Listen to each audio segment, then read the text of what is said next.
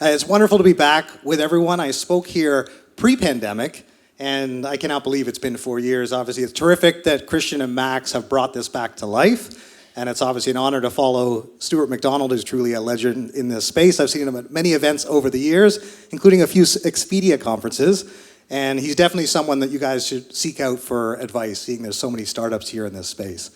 I just wanted to say one other acknowledgement. There's a number of Travel Trends listeners that have come to the event tonight. Rainbow, Marta, thank you so much. I brought some shirts for everyone. I've got some great colleagues here, Jeff and Marianne from G Adventures and Travel Corporation many years, and some of the people that have been great supporters of the AI Summit. We've got Jeff from Trippian here. So there's an amazing travel tech ecosystem here in Toronto, and I want to tell you a little bit about what's really happened since the fateful day that I think everyone should remember where they were when that announcement was made. Now, I don't ever normally start a presentation with Donald Trump on there. That's not, but I was living in LA. I'd been there for over a year, and I was one of the senior executives for a $2 billion global privately owned travel company. And 2019 was an incredible year. You saw some of the numbers that Stuart shared, and the future was so bright. And I was on an around-the-world trip. I was in our Sydney office, in Singapore, in London, and for months I had been working on a presentation, a 5-year plan to present to the board and the executive team. Do you remember 5-year plans? Who did those? I did one of those, and I was pacing in my hotel room the night before I was getting ready to give my presentation, and this guy comes on the news. I'm up late because of the time difference in the UK, and this is the night that Donald Trump announces that all Americans have to get back to America, that the borders are going to be closing. And I'm a Canadian living in the US on a visa, so that's my first thought is how can I get home and how is this going to work? But none of us knew exactly what was going to transpire. That next morning, March 12th, I went into that meeting prepared with my presentation, and it became a crisis management meeting. Everyone was getting off coaches all across Europe, heading to the airports. And that image there wouldn't have existed at the time. That's, of course, an AI-generated image of what it looks like when people are running off coaches and heading to the airport. But this was a moment where everything changed, and some of the people who were in this room, the conversations that we started to have as we planned for travel to come back, were conversations with Christian from Tour Radar to understand where demand was. It was conversations with Max and the Sherpa team who quickly shifted to the visa system to help people understand what markets were open. Major market share grab, and full credit to you, airlines. And so a round of applause for Max for that major pivot. I don't think yeah. And so what I wanted to be able to do when I started this podcast is to be able to tell those stories and share those really exciting insights that come from those conversations that I was having, and I wanted to share them with a wider audience. And I didn't expect. There's a lot of podcasts out there now. I wasn't sure that the world needed another one, but I figured I would go for it. And next thing you know, we've got a global audience, thousands of listeners, and it's become one of the most popular travel podcasts. And I'm incredibly humble and appreciative of where we've gotten to with that.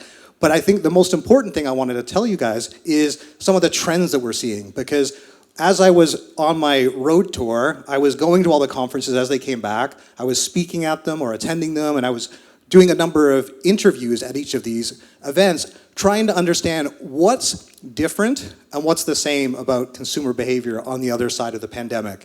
And it is remarkable to see some of those changes. And so I thought I would point out 3, and then I'll quickly get into AI, because obviously that's what a lot of people are here to discuss. And by a quick show of hands, how many pure play AI travel startups are here? How many AI travel startups? By a quick show of hands.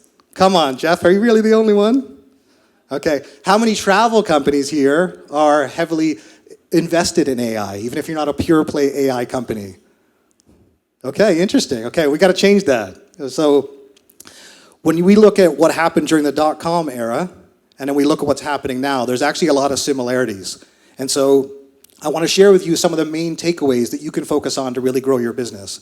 But if we look at some of the key trends, I want to quickly talk about these first 2, because I find consumer behavior incredibly fascinating. Understanding why people change their search behavior or their travel patterns, and what actually drives that. And one of the big shifts that we've seen is moving away from this concept of destination marketing to focus on people's passions and interests. During the pandemic, people were watching cooking shows, people got deeper into their passions, they took up yoga, and then they started traveling for those on the other side of it. And it was no longer about just going to sightseeing, getting on a coach and trying to check off all the big sites. People were shifting to focus on why they travel rather than where. Now, one of the big things that we all did was we binge watched TV, and then as soon as travel came back, we binge travel. And a lot of those shows that we were watching, The White Lotus, I'm sure there's got to be a lot of fans of The White Lotus in the room. I mean, selling out Four Seasons Hotel, they shot that while the hotel was closed in Hawaii, and now they've sold that out for years, and also the location in Italy as well, and the next one's going to be in Thailand. So that entertainment completely changed consumer behavior. And there's so many great examples of that. But sustainability all of a sudden became important to people. The shorter booking windows. Companies now no longer take the same advanced bookings. We used to try and push for full payment up front. People have realized, especially with interest, they're no longer willing to part with their dollars. So companies have to change their pricing strategies. One of the other things that have occurred is the luxury travel market has been absolutely booming. Things like expedition cruising. And there sort of seems to be no end to that. And I don't want to make an overall comment on what's happening in society, but that is a rapidly growing and seems to be insatiable demand for high-end products. A number of companies all of a sudden launched. Dinosaur Trips. Zach Van Ass isn't here tonight, but he actually produces our podcast, and he also runs a company called Dinosaur Trips. And it was always a passion of his, was dinosaurs. And turns out there's a ton of other people that want to travel on dinosaur trips, and he's made a very successful tour operator out of this business. You know, 1 out of 5 people now traveling are traveling for wellness, but they're specifically traveling for yoga. I'm sure you know people as well that a good friend of mine, she went to Nicaragua. She's never traveled internationally. I never expected her first destination to be Nicaragua, but it was because that's where her yoga group was going. And so she'll go wherever they go next. And that's another shift in traveler behavior that we didn't see before, at least certainly never on this scale. A number of startups have gotten minted. Dharma was one of them I worked closely with that raised $5 million to be able to introduce trips like Emily in Paris. So literally inspired from people watching that Netflix series and wanting to travel in that same travel style. And there's so many great examples now of thematic travel. A couple of the key trends that I wanted to point out, and this one in particular, is that the younger generations, they're traveling more adventure. 3 times as many people are taking adventure travel, the younger generation. They're also more interested in culinary experiences. But the one overarching trend is wellness. You know, when you think of 1 out of 5 trips are booked as wellness trips, and people are doing things like wild swimming. I don't know, do you know in University of Waterloo, you guys do wild swimming there? Is it a thing? I thought it was naked swimming. I thought it was swimming in the nude, but wild swimming is literally just abandoning the pool and just taking to the pond, to lakes. And you can actually see that spas are opening up these facilities to just give people a natural environment. One of the other trends, you've seen a lot of people, especially in organized adventures, talking about the loneliness epidemic. And that is certainly an overarching trend, and one of the major focuses for people with their travel is escaping and having those shared travel experiences, but mental health. Yeah, a lot of people took stock of that, and so they're looking for experiences that really speak to them. And travel is certainly one of the best ways to lift people up.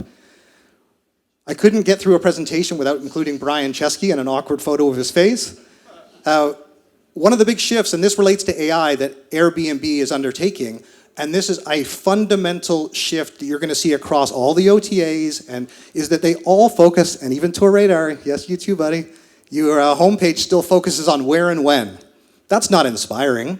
That is very much a transactional. You've been inspired by social, you've seen a video, you want to go to a destination. You don't want to go, I'm going to Italy, I want to go on. That's not, so Airbnb has recognized that. You've seen it with the icons, you've seen it with the new launch, but one of the big shifts that they're undertaking is moving away from where and when to who you are and what you're interested in.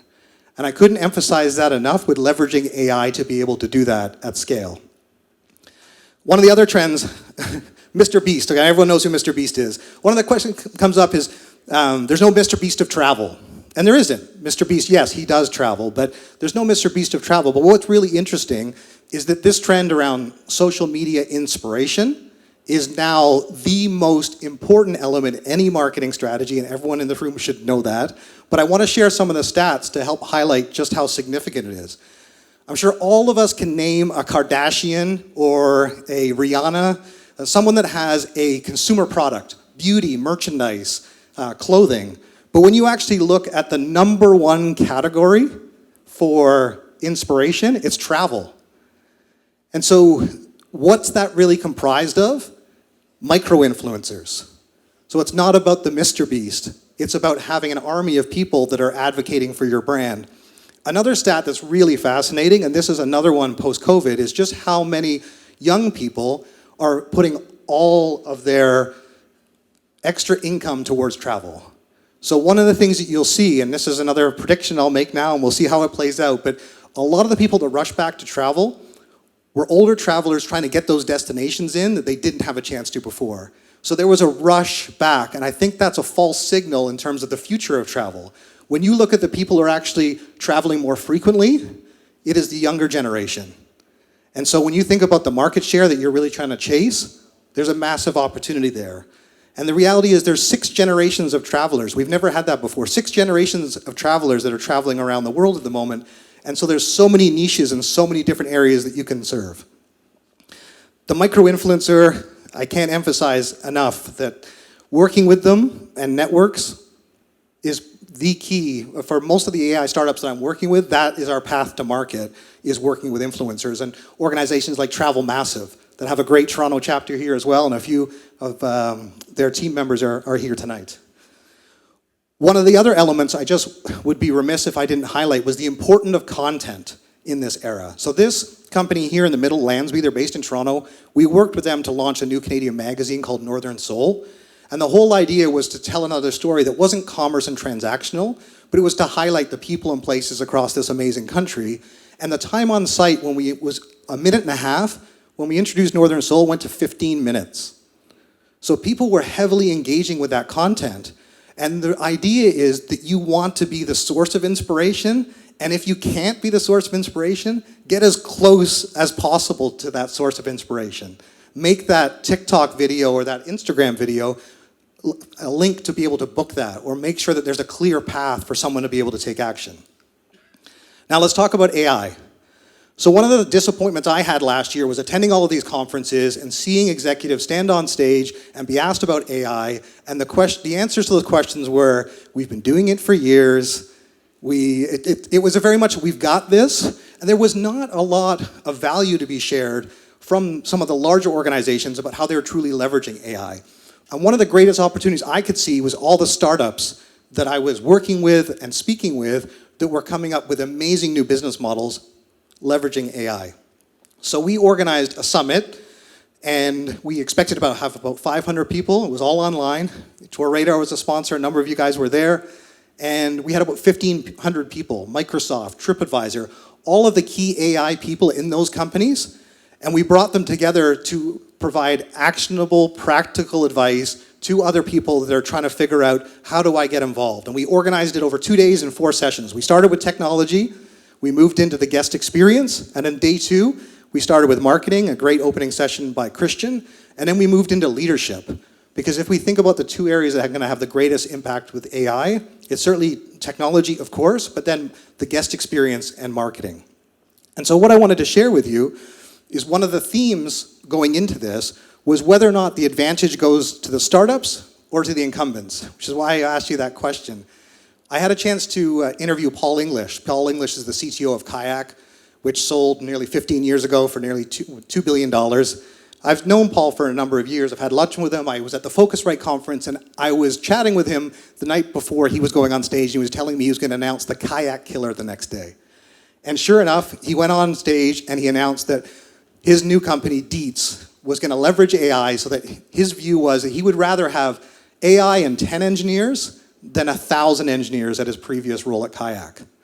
And so his very clear view was the advantage goes to the startups, despite large organizations having brand, having traffic. And so that guy here is Matthew Burke. He's the CTO of Dietz. And he came to our conference and shared a lot of insights about how they've built an AI-led company based on an AI platform, and they're convinced that they're going to have a strong competitor to some of the major OTAs, and there's going to be some serious shakeup in this space. So it's an incredibly exciting time for all of us to be in travel and technology and even to be here in Toronto. And the reason for that is that we have the funding, the capital is here, we just need to make sure they pay attention to travel. One of the companies that there's a guy named, there's a company that exclusively invests in called Radical Ventures. They invest in a company called Cohere. I don't know if anyone uses Cohere as a platform. They're based here, they're worth $2 billion now. He's convinced they're going to be worth $200 billion in the next few years. And so there's companies like that here, right here in our ecosystem that travel companies can leverage. And that's one of the great examples. But there's a ton of opportunity for you to be able to take, and you can watch all these videos, they're all on the YouTube channel, they're freely available, and see some of the insights that a number of these leaders in this space have shared about how their organizations are changing. The two things that came away was that everyone needs to pay for a ChatGPT license if you are already using the free version. Pretty much everyone after that event went and signed up for either themselves or for a team. And one of the platforms that I love and use every day is Jasper. If you haven't embraced Jasper yet, for those of you on the marketing side, you literally can have a marketing team tomorrow be drafting press releases, social media content, blog content for SEO. There's so much potential to be able to leverage these tools. Now, I just leave you with three things, which is, of course, remember the shift from why to where, and that the content creator element is certainly here to stay and more important than ever, and that ultimately the companies that are leveraging AI now are going to get so far ahead of the companies that are not. And so that's the concept with the machine learning and how it works, of course. So a couple things to leave you with. Season 4 Travel Trends is starting in June. We just wrapped up season 3. I would love to do some episodes with the Toronto tech community. And we've got our next event coming up in September. And we've started up a new newsletter as well, so you can get updates. So if you want to send us your updates, we'll look to include those to help feature your businesses as well. Thank you so much, guys. All right. Yeah, keep it going for Dan.